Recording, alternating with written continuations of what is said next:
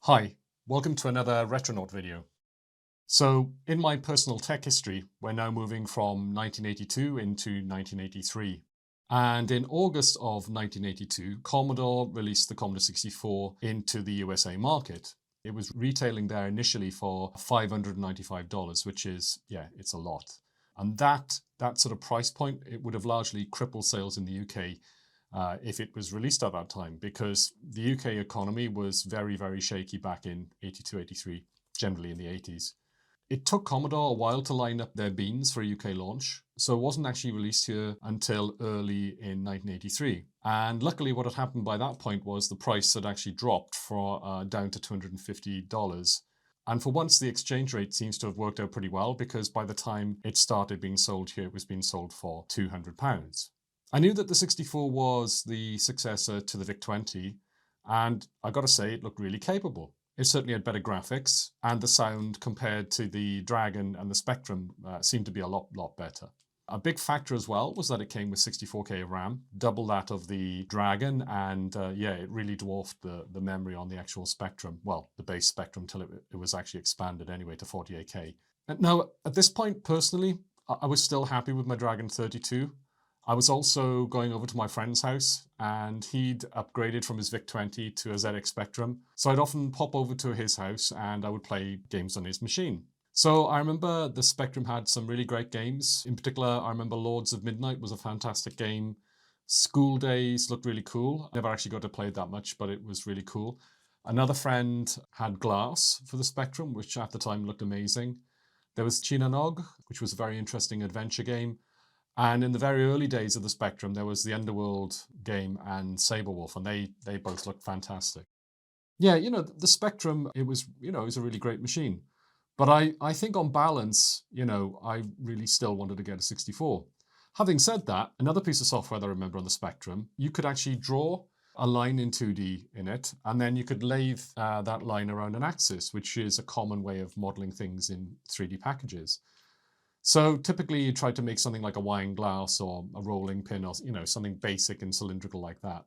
And then you could actually rotate that lathe model in 3D. I know that sounds pretty rudimentary at this point in time, but back then that was pretty amazing.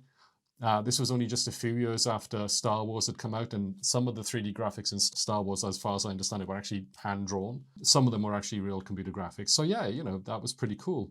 The Spectrum had problems with colors though. The sound was okay, but it only really came out of an internal speaker. So it wasn't really anything special in that regard. Its CPU was actually pretty decent though. I mean, that was one thing that had in its favor. I remember that it was actually superior to the 64 when it came to 3D graphics, as I just said.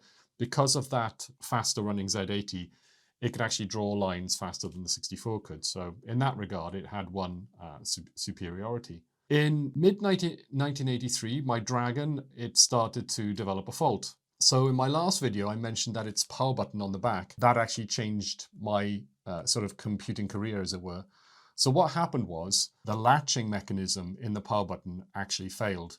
And what this meant was you had to keep the button pushed in, physically keep it pushed in all the time to keep the computer on. So what I worked out was that if I put it on a bedside table and then I pushed it against the wall, that was how I was going to keep it on. But, obviously, this worked, but it was a real pain. What would happen is inevitably you'd be playing a game and there would be a little bit of agitation and the table would wobble and the computer would go off. So yeah, that became kind of unworkable.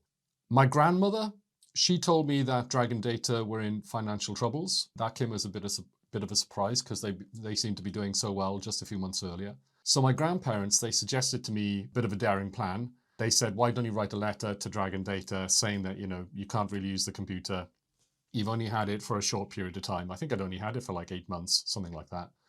And you wanted a full refund. I think under the law, you could probably ask for that at a push, but you're not very likely to get it from a company that's going into administration, right? Anyway, it made sense, so I quickly wrote out, "Dear Mr. Dragon Data," and I asked for a full refund, crossing my fingers. My letter must have got them before the bankruptcy really kicked in. So amazingly, I actually got a check back. Well, actually, no, I didn't get a check back. I got a notice from them saying that if I sent them the computer, they would actually send me a check for the full value, the full £200 that I paid for it, which is exactly what I did. Reluctantly, I love my Dragon 32, but, it made sense. I had to try and get my money back if I could. Yeah, so, whoever gave that authorization at Dragon Data, I'd like to say thanks to them if they're still around, because that really saved my bacon. I had all my money from my VCS plowed into the Dragon 32, so if I didn't get my money back, I'd be back at stage 1 again, and I'd probably have to get a much cheaper computer next. So what also happened at this time was the stars aligned, because by this point, the price of the Commodore 64 was down to £200. And this was pretty amazing, because it was near half the price that it actually was when it was released a few months earlier. That gives you an idea of what the computer market was like back in those days. Everything just moved at an amazing pace, really. So that following Saturday, I got my check cashed, I got the money in my pocket, and I headed over to Swansea. There was a store there that was stocking the Commodore 64 £200. Later that afternoon, I was back on the bus, and I had a large box with me, and that was when my love affair with the Commodore 64 started. The 64 initially, it was decent enough in terms of games. They still came out on audio tape at that point.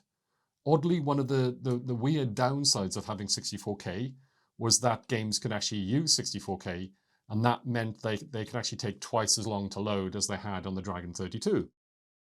Early games, they could take between, and this is, I'm not, exaggerating here, between 15 and 25 minutes to load. I think there was a game, Time Pilot. I remember that in particular, yeah, that used to literally take 25 minutes, and sometimes it would fail, and you just have to start all over again. So yeah, you really had to be patient in the early days with tape drives. The games at that time, they were okay. They weren't amazing. They were definitely a step up from Dragon and Spectrum games, I would say. And the smooth scrolling and the hardware sprites on the 64, they were features that actually stood out and sort of differentiated between those machines. But over time, sales of the Commodore started to swell. This meant that you got a growing user base, and that meant that more and more developers actually started producing software for the machine, and the community of developers pushed each other, and they started to learn how to actually get the best out of the hardware. So its games, they got sort of better and better over time, and that's why I think the longevity of the Commodore 64 was so long. It just had a lot of tricks in the hardware that you could use to improve things, and even today, people are still coming up with new games, and when you see those, it's just amazing how good they are compared to what they had back then. Obviously, with modern resources and also 2020 hindsight, right? You can see all of the things and all of the software that was ever written. So yeah, to be fair to the people back then, they were learning this stuff for the first time. Another thing is, even though the C64 is now famous for its 8-bit music, back in its early games, the sound was really just adequate. Early software, it had sort of simple tones, bleeps and bloops. But then the game publisher Ocean, they broke barriers with their loader music. I can't remember the game. I think it might have been Hypersports. The game was okay, but the loading music for the game was absolutely amazing. It was the first game that I can remember, well, the first piece of software I can remember on the C64 that actually used the SID chip like a synth. And this was an absolute revelation. I can remember me and my friends being shocked how good the music was. So loaders, what were they? They were a little bit of software that would load before the main software that was on the tape, which you were actually trying to load, was loaded. And what that software did was it put decompression routines into the C64. And what that meant was that you could then load up, for instance, a loading screen pretty quickly. And then over time, they then added things like music to the loader. And that was what the Ocean loader actually was. It was, first of all, you would see some lines. That was the first thing it would do. Then it would probably load in the compression code. Then it would start loading in the title screen. And then, some music would start playing. And that would keep you entertained while the rest of the main software was actually loading in. And like I said in the beginning, that was 15 to 25 minutes, but over time these loaders got better and better compression.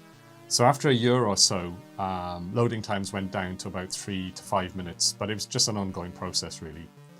Games at that point, they cost I think anywhere between £5 and £10 each.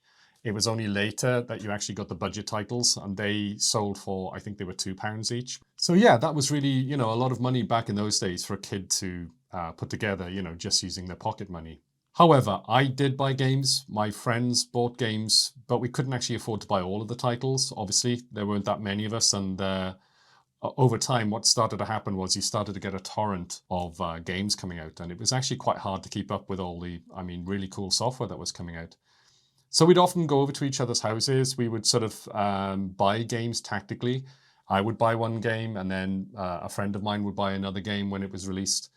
And that allowed us to try out these games, and we would also then swap them with each other once we were bored with them. And in this way, we actually managed to try a lot more titles than we could actually afford to do on our own. Honestly, game piracy, it was a thing, but it was really a chore because tape copying was very, very difficult. It was quite technical, and we were just kids, so messing about with tape drives. So you would find that some games just literally wouldn't copy, and I think as the tape recording process became more sophisticated, games developers worked out ways to stop you doing it anyway. This was a funny thing. Tape loading was so flaky that I even actually encountered fake games. So what would a fake game be? So a friend of mine would say to me, hey, I've got this really cool game. Let's say there was a game that you were massively anticipating, something that was in the magazines was saying that this was going to be the second coming of Christ. And everybody was desperately eager to see this game. And then a friend of yours says, hey, I've got the game. And it would be weird because it wasn't due to be released in, say, August. And this person, they had a tape with the game in July. So you would get the game and you would put it into your tape drive and you press play and you would wait for 5 minutes and it would generally fail. And you would try again and it would fail. And eventually I actually realized that it actually wasn't a real game. It was just a fake loader. Somebody had actually written something that looked like a loader, but it was just a fake loader. It even sometimes would draw the loading screen, but no actual game there, just a fake. So I thought that was quite a weird thing back at the time. I don't know why anybody thought that was funny, but yeah, it was a thing, fake games. That was actually a thing that I experienced a few times. So as I said, mainly me and my friends, we actually bought games, but sometimes we would bust a nut to copy a game from our friend because it was just something we couldn't afford, or, it was the hot new title. I think overall, 80% of the game scene that I was involved in was actually legit. But yeah, there was a smidge of piracy. That's obvious. Kids like us, we loved games, and we just didn't have anywhere near enough money to buy all of the great titles that were coming out. So a new chapter here was that I bought a new disk drive for my Commodore 64, the 1541, and I think that was in the Christmas of 1984. The 1541, it turns out, is actually dog slow, at least compared to other floppy drives of the time. A saving grace was I didn't have the floppy disk drives from other systems at the time, so I had no idea how fast they actually were. But to me, it actually felt much faster and it was much more reliable. It also even had its own actual file system. And what this meant was you could get a catalog of files on the disk, which was really cool. Access to those files was random. And what that means is you didn't have to fast forward or rewind, a tape. The disk head could just move to anywhere on the disk at any time.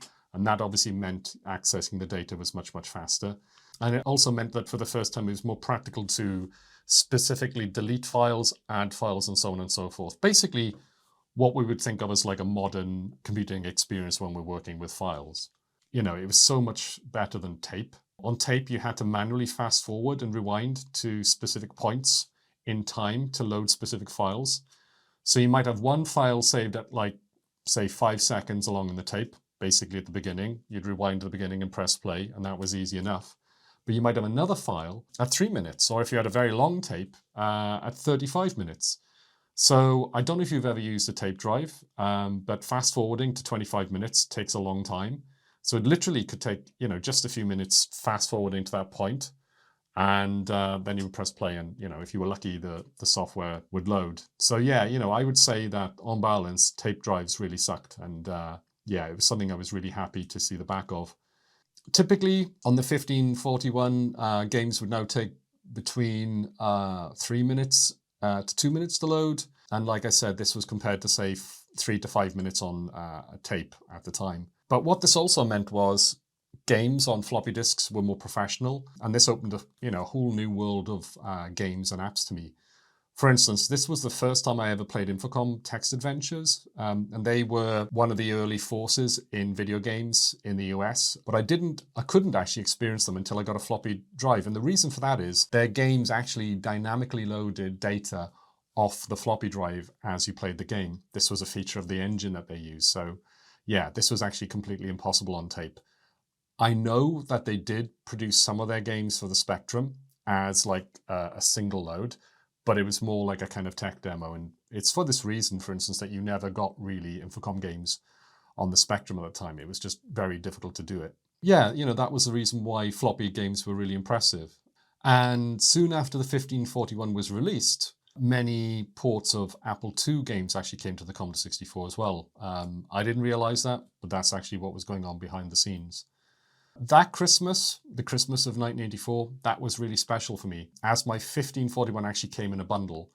I had a small brochure fall out of a magazine earlier that year, and tucked inside that brochure was this deal. The drive, it cost £200, which was a lot of money back then. In fact, it was a massive price really for just a disk drive.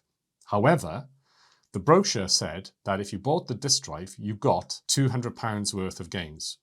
The games in the brochure all cost £20, so you're getting basically 10 games bundled with the 1541 disk drive. That seemed to be a pretty good deal to me. So with those 10 games, there were games like Ultima 3, and there was also a series of Electronic Arts games, what I would call creation games. They were all games like Racing Destruction Set, which allowed you to actually build and race on racetracks. Mail Order Monsters, which is like a very early version of Pokemon. That's the best way I can explain it. Pinball Construction Set, which is pretty obvious what you can do with that. There was also Adventure Construction Set, where you could make your own graphical adventures. I remember playing around with Adventure Construction Set, and one of the really nice things about it was that you could create elements and then assign sounds to them and even music. And it was really good stuff. I really liked the sound effects in those particular titles. That was such a big Christmas for me that hopefully I'll be able to do a specific video on that in the future. But before I do that, what I would love to do is to try and find that catalog, or at least find the issue of a magazine where it mentions that deal, because it's just so specific that I probably won't be able to find it. But if you've encountered that deal, if you have that magazine, if you have that brochure, then please talk to me in the comments, and I'd love to get hold of that brochure so I can actually use it to show off that very special Christmas back in 1984. So now I had my 1541. The game swapping scene was in full swing, and my friends also got their own 1541s as well.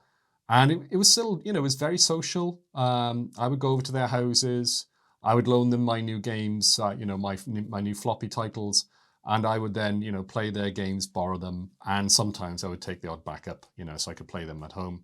I also then started to buy a lot of Infocom games when I could find them. They were very difficult to find and they were very expensive, but they were definitely worth buying, because when you bought them, they had these amazing extras that came in the packages. And that just gave so much more life to the games that you were playing. So yeah, as you were playing your latest game, new titles were always flooding in, and it was pretty relentless. It was amazing fun, really, that sort of peak period in 84. And I was always on the lookout for new traders. I was always traveling around in Port Talbot on my bicycle, covering great distances. And I was meeting up with new people and finding new games. I had a group of friends who were involved in the 64 scene, and we traveled to London on a coach to attend trade shows together. I remember being at the Novotel in London, and I remember spotting Jeff Minter at his Llamasoft stand. And I think I also saw Andrew Braybrook. He was a very famous games author on the 64 at the time. We mainly actually went to London to pick up floppy disks, because back in Port Talbot, they were pretty thin on the ground and they cost a lot of money. And at these trade shows, you could buy large volumes of them for a very low price. I remember at one of these trade shows, I picked up a cartridge. I think it was red. I don't actually know what it was called, but it was designed to stop games while they were executing. And the idea was you would pause the game, and then it would take you into a machine code monitor. And then the idea was basically that you were meant to type in some code and hack the game so you could cheat. I wasn't really into cheating, but what I'd actually done previously was in my own bedroom, I'd actually made a sort of very hacky version of this. I just used two pieces of wire, believe it or not, a paper clip to hold the wire onto the cartridge port of the C64. And then I had a switch attached to the end of the wire. You would flick the switch very quickly, momentarily, and it would cause the machine to reset. And then you could look around in memory and actually see what was there.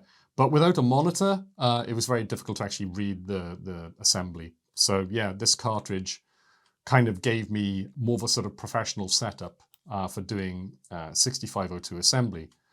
And over the next couple of years, I dabbled more in 6502 assembly. And I did that by looking at games, breaking games when they're executing, and also stuff which I found from the demo scene. Some of the demo scene stuff was easier to work with because very often they would be very discrete. There'd be a piece of code that did music, another piece of code that did scrolling. So I learned how to, take some of these code routines, save them onto floppy disk, and then later put them together in memory, and then combine them all together to create scrolling, have sprites move around the screen, have some music playing, things like that. So yeah, it was really cool. Eventually, I learned how to do interrupts, which in machine code allow you to jump back and forth between code based on the timer of the 64. And that basically allows you to keep your scrolling smooth and have music playing at the same time. Basically, it's a kind of way of having multitasking, but it's a bit more rudimentary than that. In time, I wrote my own sort of basic demos, and it was fun because what I found was that assembly gave me the sort of like the real power of the 64, and it was literally hundreds of times faster than basic. This was why I'd never really got into basic. I knew from my very early days on the 64 that basic could give you a certain amount of performance. But when I was playing those video games, I knew that they were written in assembly, and that's where I wanted to go. None of my friends were into coding, really. Some of them dabbled a little bit. So 6502 was very hard to learn. There weren't really any books. There were a few. I remember ordering them from a magazine, which would mean, I'd have to send a letter, send off some money, and then wait for weeks for that book to turn up. And I remember, reading through those books and eventually exhausting them. So yeah, coding back then wasn't particularly easy. It's much, much easier today because you've got so many resources on the internet. But it gave me access to the power of the machine. So yeah, it was pretty cool. So yeah, that's basically me with my Commodore 64 and my disk drive. And I'm going to talk to you now about what we actually have here on the table. And I'll give you a little bit of an extra explanation about the machine. So yeah, let's do that. So firstly, let me move this out of the way, the machine itself. The very famous Commodore 64. I probably don't need to give you too much of an introduction to this machine. It's been talked about by so many people. What would I say about it? It comes in an attractive design. It's very compact. It's not super compact, and that's because it's actually got a full keyboard, the quality of which is okay. It's a bit spongy. By modern standards, but back then, especially when you compared it to things like the ZX80, and the ZX Spectrum, which is the sort of machines that we had over here in the UK mostly, it was amazing. It had 64K of memory when it came out, which for the time was really good. It had on the back some really nice connectivity for the time, a cartridge port, which early on in the 64 was something that was touted quite a lot, that you would buy games on cartridge. As it turns out, over time, that wasn't such a big thing, cartridge games, but it does give you expansion potential as well. And as I said, this is where I would actually plug in my cartridge to do programming. So very useful. Here we've got what's this? I think there's some kind of tuning. The RF connector, which would allow you to connect the computer directly to a TV, which was very important at the time because TVs were pretty much the standard for most kids because, you know, buying a monitor was quite an expensive thing. Then we've got the video output. So if you did have a monitor, that's how you'd connect it. Then you've got the serial port connection, and then you've got the, what's this? Cassette port. And over here, you've got the user port, I think. The sides has nothing except for this side where you've got the two joystick ports, the on-off button, which on this machine has become very stiff. Oh, that's quite worrying. I'll have to do some work on that, I think. And then you've got the power connector there. I actually got this with a very yellowed case, and I retrobrighted it. And unfortunately, it was a learning process for me because it actually went a little bit too far, and it ended up with a visible mark here. Luckily, somebody on eBay was selling a case on its own. I have to assume from a machine that was completely ruined for some reason. So I did manage to buy the case, which fitted perfectly and got me back to a pretty mint C64, which does actually work. At least it did the last time I used it. As I said, I'm a little bit worried about that button seizing up there. This is the 1541 Mark II, not the Mark I, which was the floppy disk drive that I actually bought. What's the difference between this machine and the 1541? Well, it's smaller. The 1541, if you've ever seen a picture of one, is a behemoth. The 1541 actually has a 6502 processor in it. I believe it's a 6502, which is the same main CPU that you actually have in the C64. The reason why you have that is because the processing of the actual loading of the data is actually done in the disk drive. Unfortunately, for whatever reason, the format and the system that they used to write the data onto the floppy disks and then transmit it to the machine is just painfully slow. So if you were to compare this to an Apple II disk drive, or let's say a BBC Micro disk drive or an Atari disk drive, you'd actually find it to be very, very slow. Luckily, I lived in a bubble where pretty much all my friends were using C64, so I didn't actually know that it was slow, as I said. This particular model as well has no power supply built in. The 1541 had it built in, so that's why it was bigger. You can daisy chain these. Basically, this plugs into the computer, and then from here, you can plug into another one of these. So you can have a number of these devices.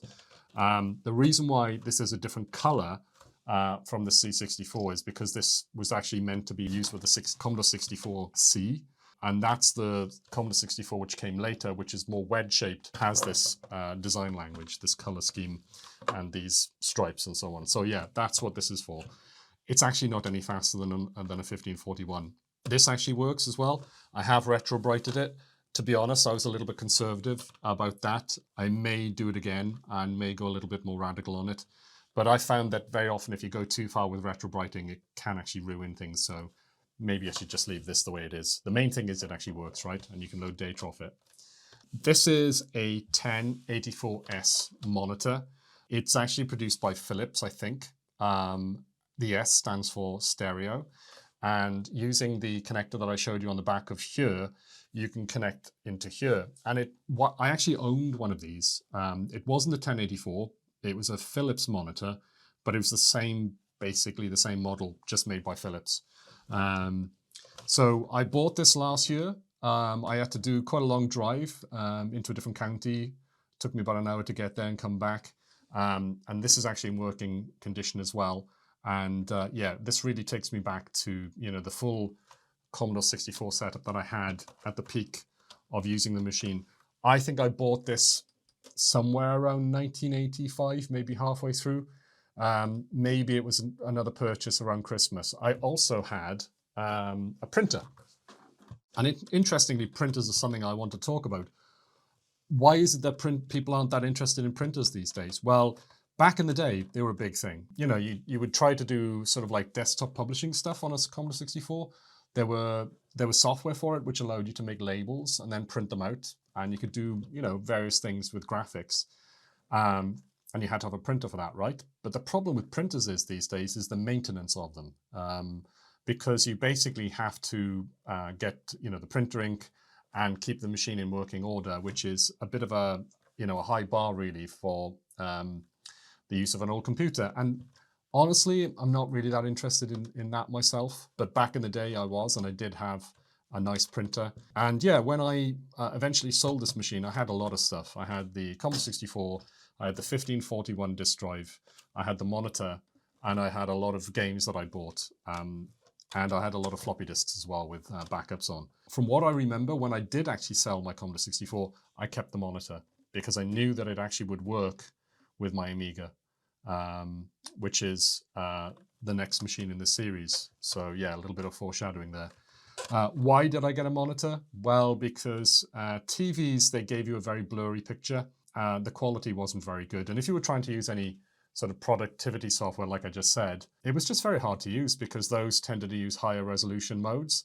And those became just very, very difficult indeed to use on a television. So if you wanted to use software like that, as I was getting more advanced in the use of the machine, writing assembly, that's why a monitor came into the picture. The demo scene on the 64 was a massive thing, you know? It wasn't just games, it was demos as well. And I don't know if you've ever seen these, but basically these are little files that you would get on floppy disks, and they would come out every now and again. Sometimes they were themed, you know, to do with Halloween or to do with Christmas or some other topical thing of the day. And what they generally did was they had some graphics, usually, you know, some scrolling and some sprites, and they would move around the screen. And they would also showcase the technical ability of the demo creators, but also the sort of technical ability of the machine. You know, the fact that the 64 was a really good computer to actually write stuff on. So yeah, the demo scene on the Commodore 64 was a massive thing. You put all of that together, the games, being able to code for the first time, writing in machine code, which gave me really good performance. The games constantly getting better. They didn't plateau. Even when I left the machine, I don't think they plateaued. They were still getting better and better. And that meant that, you know, from that early 1983 until I sold the machine, I think it was 5 years altogether, it was great. This was a wonderful machine.